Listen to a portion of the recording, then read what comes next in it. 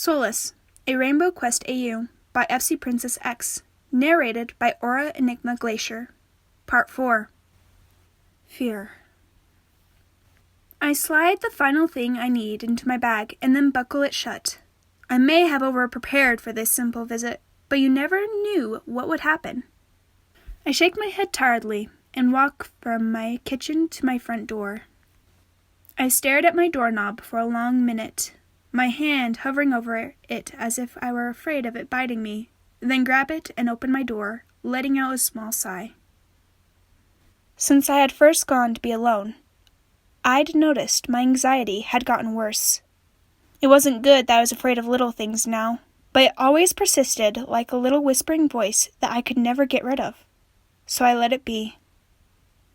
I walk down my steps after shutting the door behind me and walk over to a circle of stones I had set up a while ago.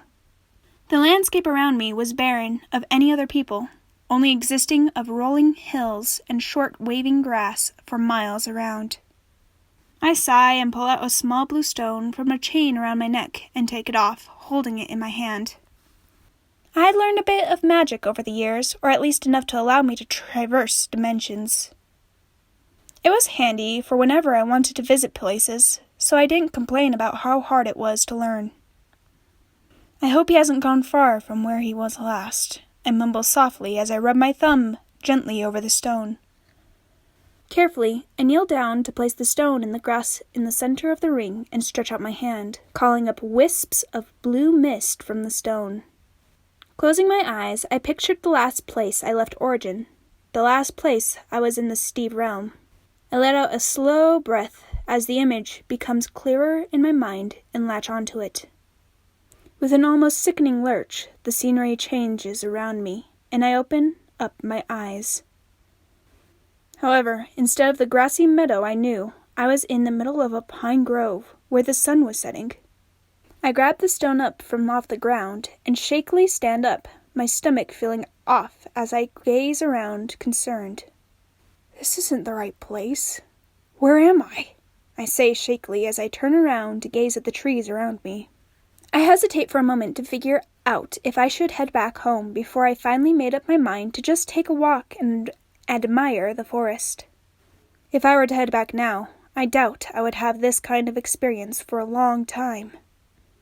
The sky above me was filled with majestic blues, pinks, and reds as the sun set further down on the horizon. It was beautiful, to say the least. Taking a deep breath of the pine scent that filled the air, I choose a direction to walk and set out.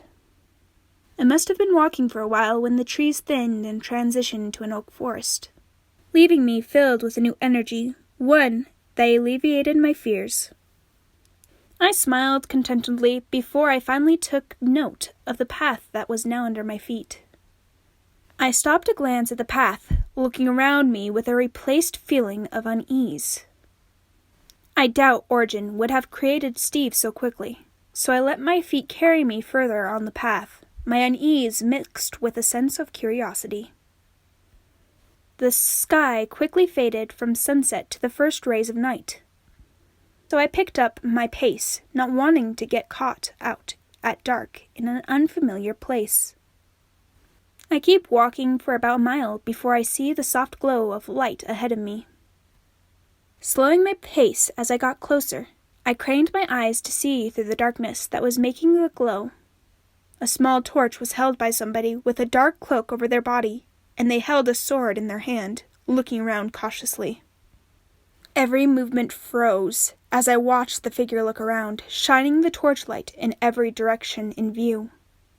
Out of nowhere, a pain in my chest took hold, and I grasped my scarf, trying to control my breathing.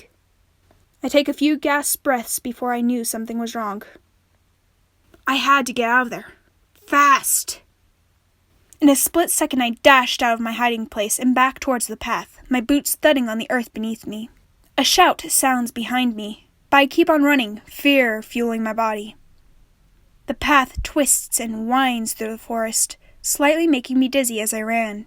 It wasn't long before the trees towered above me again, and the landscape rose. Out of nowhere, I hit paved stones and dashed through a gate, causing shouts of shock and confusion. It finally struck me once I had taken a few more strides in that I had found people, a civilization. My foot hits a stone that rose a little too high, and I let out a yell of shock as I raised my hands to cushion my fall. But it did no good as I hit my head solid on the paved stones. I was out like a light.